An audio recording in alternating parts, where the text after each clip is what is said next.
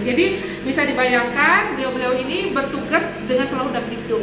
Iya. Harapannya selalu menjadi semua persalinan itu normal. Memang 95% persalinan normal ya. Semoga nggak ketemu 5% yang bermasalah ini ya. Oke deh, kita tanya yang sekarang yang lebih junior nih. Mbak Bekti, gimana pengalaman di UGD? Kalau di UGD itu ya sama sih sebenarnya. Rata-rata tuh yang paling berkesan itu memang pasien perdarahan eklamsi, perdarahan eklamsi itu yang paling berkesan. Kalau yang lainnya kan ya emergensi tapi tidak yang membuat tidak membuat di UGD itu dulu saya masih baru awal di UGD masih ya sama kasus kiriman dari puskesmas dengan perdarahan, sudah pasiennya sudah shock, mau pasang infus saja sudah kolaps semua ya. Pasiennya sudah anemis, tensinya sudah 60 per palpasi. Wah, kemudian Malaikat maut udah itu kayaknya udah rebutan malaikat sama ini udah rebutan. Tarik. Tapi alhamdulillah maksudnya dengan pasien datang dengan kondisi seperti itu di IGD waktu itu dibantu perawat karena memang gedungnya kan hanya satu perawat sama dokternya. Alhamdulillah kooperatif semua membantu bisa pasang infus itu sampai semuanya itu maju, mana-mana yang terpasang terlebih dahulu sampai satu perawat pegang satu alat karena mungkin satu pun tidak cukup. Memang harus terpasang untuk mengejar kekurangan cairan tadi. Mana yang terpasang lebih dulu itu langsung tapi tapi waktu itu cuma bisa terpasang satu aja di sini ya Pak ya pada saat itu udah terus tapi alhamdulillah bisa membaik, akhirnya dirawat di ICU tapi 2 hari atau di ICU terus nggak tertolong. Maksudnya membaiknya saat itu di IGD itu datang dengan kondisi yang seperti itu bisa tensinya bisa naik, waktu itu tekanan darahnya bisa naik, kemudian perdarahannya mungkin karena sudah habis darahnya berhentinya bukan karena berkontraksi yang membaik tapi karena darahnya sudah nggak ada yang keluar kan ya. Akhirnya sampai bisa pindah ke ruang ICU tapi di ICU juga stabil. Di kasus perdarahan akunnya juga. Tapi ya di ICU stabil jelek sampai akhirnya stabil kondisi yang ini memang paling mengerikan dari kasus kebidanan ini ibu-ibu melahirkan atonia utari dan preeklamsi ya. Karena kuncinya memang kalau atonia itu dokter, jadi kalau asal darahnya itu kita bisa cepat dapatnya, pasien-pasien kita semuanya selamat. Cuma kendalanya kalau pas darahnya memang persediaannya tidak ada, nah itu kita nggak untuk ngejar kondisinya itu memang. Karena ini seperti balap-balapan ya. Mana yang lebih dulu karena pembuluh darah yang di rahim sudah nggak bisa dihentikan, sementara yang harus diisi tuh nggak cuma cairannya, darah diisi dengan darah, keluar darah harus darah. Kalau cairan tuh hanya membantu sementara saja, tetap. Jadi pernah paling banyak pasien yang dengan perdarahan tuh sampai dapat darah merah berapa kantong? Yang itu 32. Darah merah semua? Iya, darah semuanya. Kemudian teman kita bidan itu 22 kantong. Alhamdulillah beliau sampai sekarang sehat. Jadi kayaknya kalau ketemu kasus gitu udah amazing banget ya. Iya. Alhamdulillah, Bapak selalu ingat. Aduh, ingat di kamu dulu ya Allah, udah pakai nyawa cadangan gitu ya. Iya. Memang belum jadwalnya di ketemu malaikat. Atau nggak usah ditanya aja ya. Ini hampir sama sih sebenarnya kasus perdarahan yang bikin kita lari ke sana, lari ke sini. Pertolongan gawat daruratnya tuh action semua sampai IGD kita naikkan, dari anestesi kita turunkan ke PK tapi tetap nggak ketolong gitu, tetap ada rasa kecewanya. Udah sesuai prosedur, udah lari ke sana ke sini, udah kita usahain semua tapi kok tetap nggak dikejar gitu tuh, rasanya tetap ada kecewanya tuh. Dan itu nggak cuma 1-2 kali. Jadi sama pernah pengalaman sama keluarga pasien juga nggak gimana? Kayak tadi. Kalau di keluarga pasien tuh sebenarnya banyak ya 50-50 dok. Ada yang sisi menyenangkannya, ada sisi nggak menyenangkannya. Pernah dapat pasien yang tidak menyenangkan? Nggak menyenangkan tuh ya ada sih beberapa dok, maksudnya yang masih inget banget itu nih pandemi ini. Kadang kita ngarahin keluarganya, khususnya keluarga pasien. Secara prosedur kita mesti lakukan pemeriksaan ini untuk penunggu, terus bayinya mesti kita giniin, ibunya nanti ada pemeriksaan lanjut seperti ini. Kadang orang yang datang ke sini udah pikirannya udah nggak mau terbuka gitu kan, kita arahin di sini kan susah banget dok. Sampai kita, sedangkan posisi kita sebagai pemberi pelayanan tuh nggak boleh naik pitan ya, mesti kita slow gitu kan. Jadi tetap aja kadang sampai kita yang justru dibentak-bentak sama keluarga pasiennya yang sering. Apalagi kalau dinas malam di jam-jam rawan nih, jam 12 sampai pagi. Jadi tetap sering. Oke, jadi untuk semua pasien yang masuk di IGD, semua rumah sakit, nggak cuma di Wonosobo, seluruh Indonesia, seluruh dunia juga, seandainya mau memeriksakan kehamilan di Kutub Utara, Kutub Selatan sama prosedurnya kurang lebih. Semua harus dicek ada tidaknya COVID. Karena ini akan menentukan posisinya, nanti akan ditolong dengan cara bagaimana, akan bergabung dengan pasien yang mana, akan di ruangan yang mana. Jadi memang nggak cuma ternyata di kebidanan seperti itu ya, di bagian keperawatan bangsa yang lain juga kita menghadapi masalah yang sama, karena masyarakat termakan hoax bahwa di COVID-kan, padahal memang ada buktinya COVID. Oke deh, itu tadi cerita ya. Cerita yang menyenangkan ada? Yang bikin teringat selalu happy banget gitu. Happy banget. Oh, berhasil menolong itu tadi ya, 32 kantong. 32 kantong selamat sampai ketemu sekarang. Orangnya nggak? Masih ketemu orangnya. Terus gimana? Sekarang tinggalnya di Semarang. Oh, beliaunya ya sering cerita-cerita anaknya juga selamat waktu itu. Iya. Ya guys, kita kalau merawat dari yang kita perkirakan prognosisnya jelek, mematikan, kemungkinan hidupnya di bawah 10%, di bawah 5%, di bawah 1%, kalau mereka dikasih Allah keajaiban selamat, itu luar biasa happy ya. Iya, benar. Sampai kayak ingat di rumah, ya Allah, alhamdulillah, bagus sekali. Kalau ketemu pasiennya ikut nangis ya. Ikut nangis sampai sekarang kalau ketemu kita bernostalgia ya. Masa-masa sulit, bahwa mereka udah menggunakan nyawa kedua. Kayak main game aja. Bisa nambah dong. Boleh. Gimana? Maksudnya nambah nyawa dong. Oh, kirain main game. Kok mau cerita apa? Ini main game nambah nyawa. Nyawa itu katanya main game ada nyawa saya. Iya. Kita ingin tahu nih, ini bidan ibu-ibu. Hobi mereka apa sih guys? Apa ada yang hobi mancing, off-road, trail-trailan kayak perawat cowok kemarin? Mbak Betty hobinya apa? Hobi saya itu bersepeda sama volley sebenarnya, tapi kalau volley itu jarang Kan harus temennya. banyak musuhnya ya. Iya. Kalau sendiri mana Masa boleh boleh? ya. Namanya passing doang Tapi gitu ya. ada jarang temennya yang mau. ya. Apalagi Tapi temenmu setinggi aku sih, jadi mau. Kamu nggak imbang. Nggak imbang. Sampai sekarang masih Pak? paling bersepeda dokter ya. Oh, sebelum Biar sepeda bisa booming kamu dirasakan. udah suka sepeda? Iya. Kalau aku sih sebelum dan sudah booming aku tetap gak suka. Gak ada yang nanya ya. Kalau kamu apa sukanya? Ketebak dong dong apa ya? Danda. Iya. Ya kayaknya semua jenis olahraga, atletis nggak atletis udah pernah dicoba, tapi tetap paling seru tetap Aerobik. Ya, aerobik zumba. Tapi sekarang masih kan? Masih. Masih. Oh, gitu. Oke. Ada yang lain nggak? Kamu di mancing juga nggak sih? Kalau mancing Mancing nggak? musuhan. Mancing keributan dong. Apa nih? Bunga-bunga suka nggak? Bunga-bunga nggak ada. Nggak ya. Jadi dia mirip aku, nanam tapi pada mati. Mending tanam dong. Oh iya. Benar-benar ya. Perawat anggrek bisa. Perawat anggrek. Mbak Bekti banyak kok. Oh banyak. Punya. Oh, Banyak. Itu yang banyak ini. Ada nih. Maksudnya kesasar jadi bidang. Gimana hobinya apa aja Mbak? Saya hobinya itu sebenarnya main ke pantai Bu. Oh memang orang gunung ya, bukannya pantai ya. Jadi aku tuh paling seneng duduk di pantai, main di pantai. Dan aku tuh paling seneng aku bahagia banget lah. Nah setelah itu kalau dengan rutinitas itu aku memang nggak suka. Jadi aku harus berganti-ganti. Tapi untuk merawat bunga itu memang aku suka.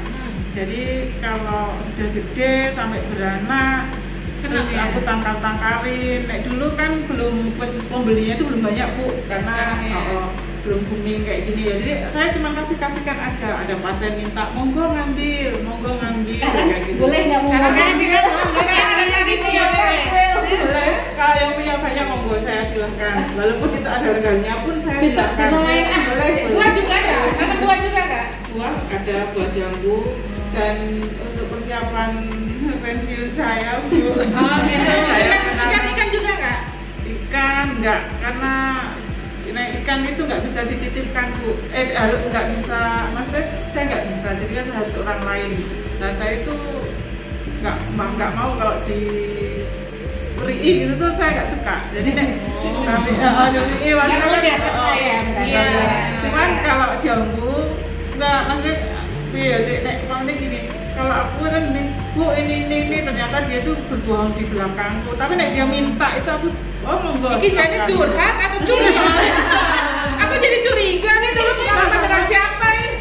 Enggak, saya sudah, karena untuk persiapan pensiun itu aku udah coba untuk ternak ikan.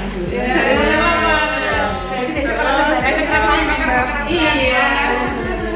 Nanam jambu, tapi ini nanam jambu kristalnya itu di Magelang Bu. Jadi bukan di sini. Di sini karena saya udah coba di sini juga, di belakang rumah itu ada beberapa ya Bu. Itu tidak manis hasilnya.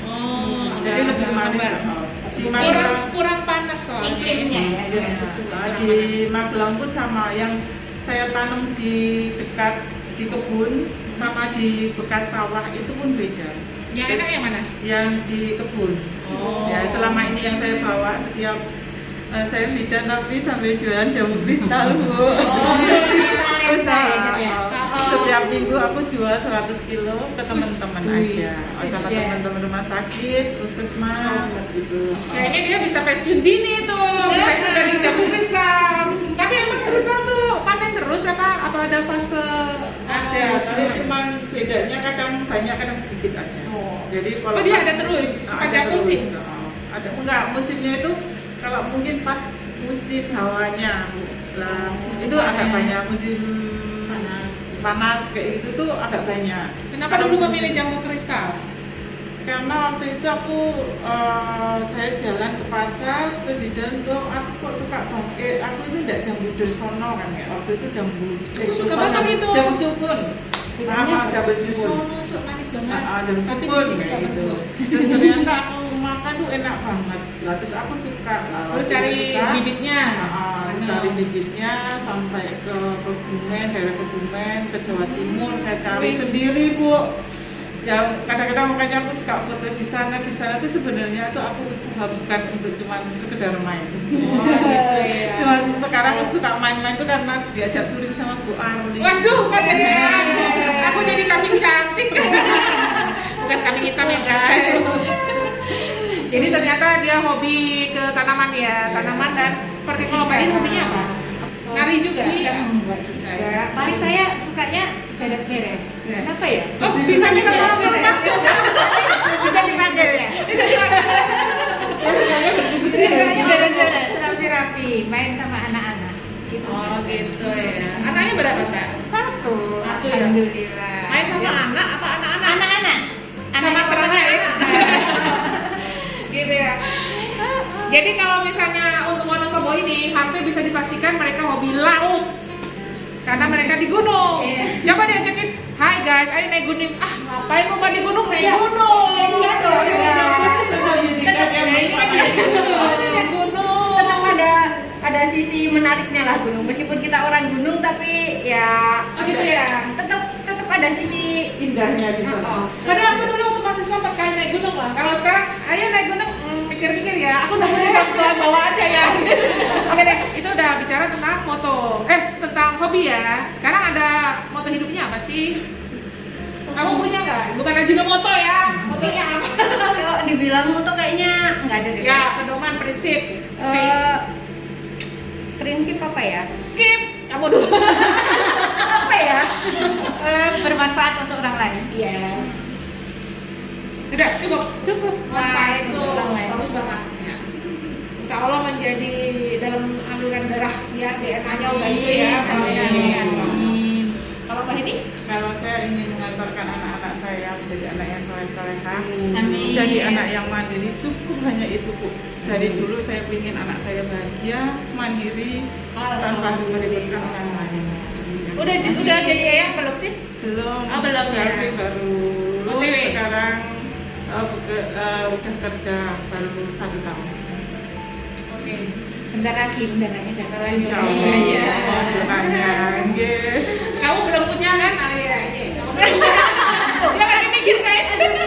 Kayaknya sampai akhir Dia masih nggak kepikiran nih muda, Bu. fotonya. Jadi belum punya yang apa gitu kan, belum punya, Bu.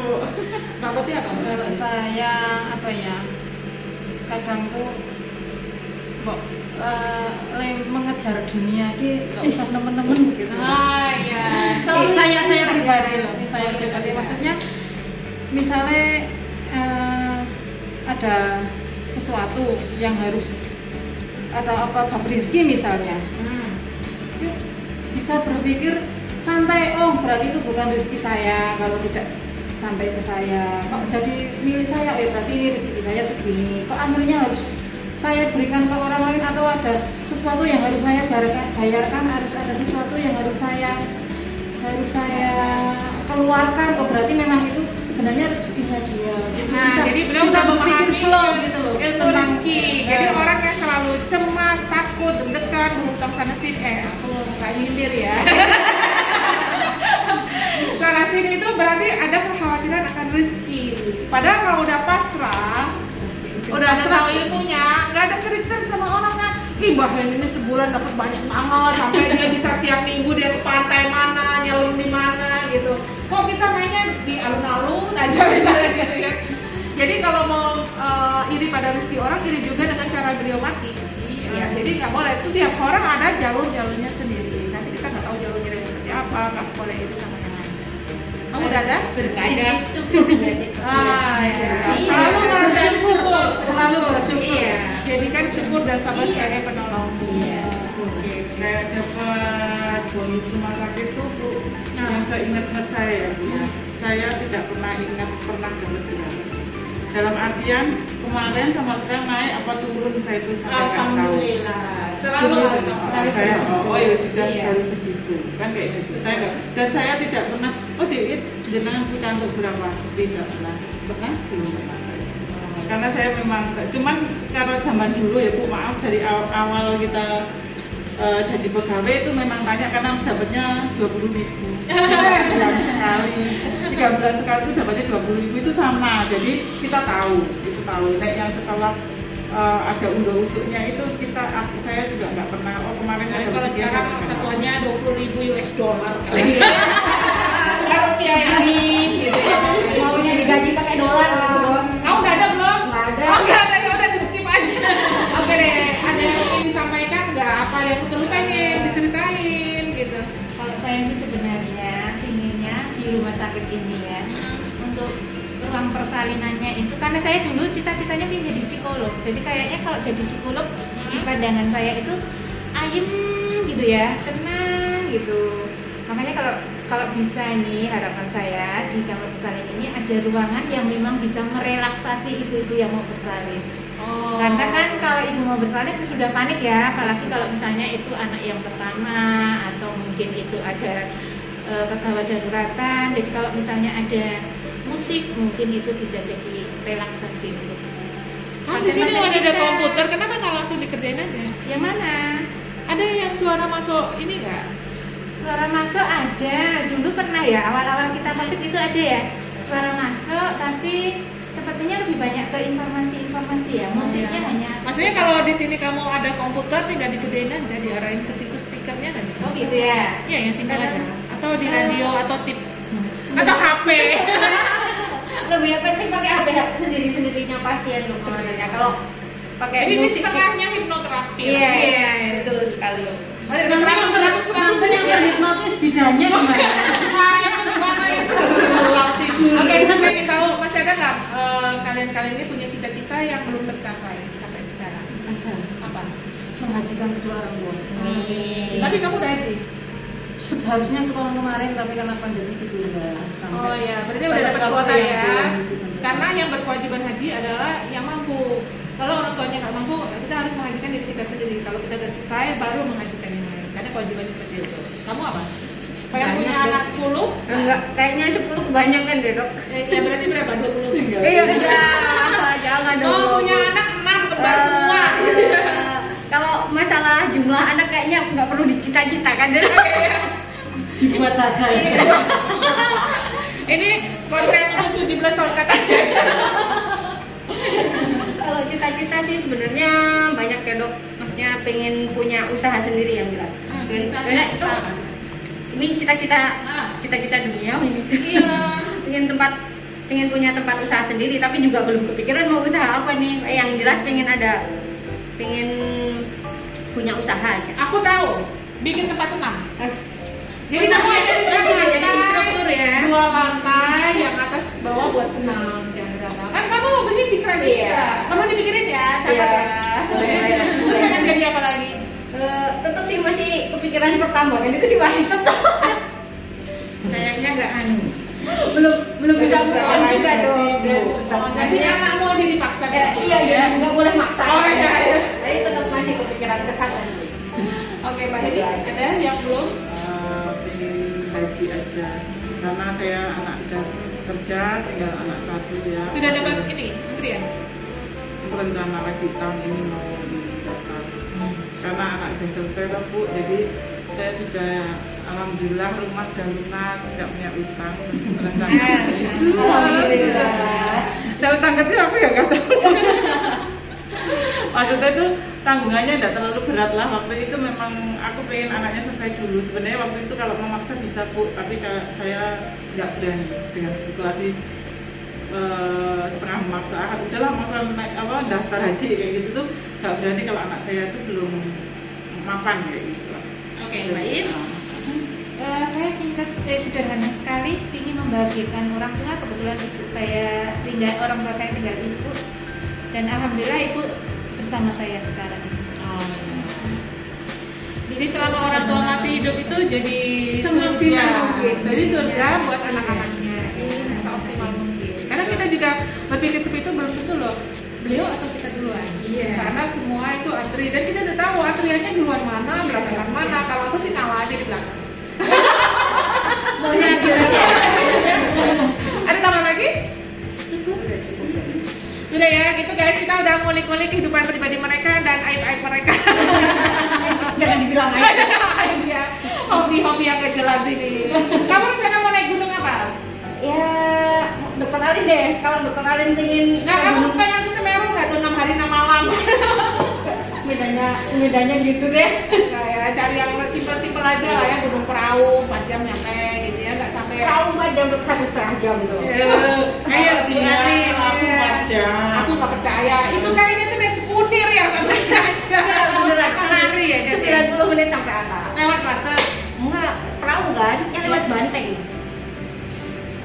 Makanya bisa dicoba dong. Dia kan udah tahu jalan-jalan yang paling Boleh. dekat. Boleh nanti aku pikirkan itu ya, nanti kita bikin vlog di gunung.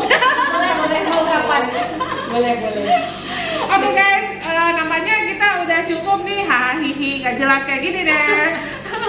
Semoga bisa mengambil poin yang misalnya anaknya ingin dijadikan, anak saya udah jadi bidan aja biar kayak Mbak Id, biar kayak Mbak Heni, jurus sedikit sih nggak apa-apa. Tapi cita-citanya mulia, semoga semua yang kita lakukan menolong orang menjadi amal ibadah kita. Nanti jadi tabungan kita di akhirat nanti ya. Nanti kalau kalian masuk surga dulu, aku belum kelihatan, aku tolong dipanggil ya. Sama-sama ya, Dok. Ya sama-sama ya. Oke, kita tutup ya guys. Wabillahi taufiq wal hidayah.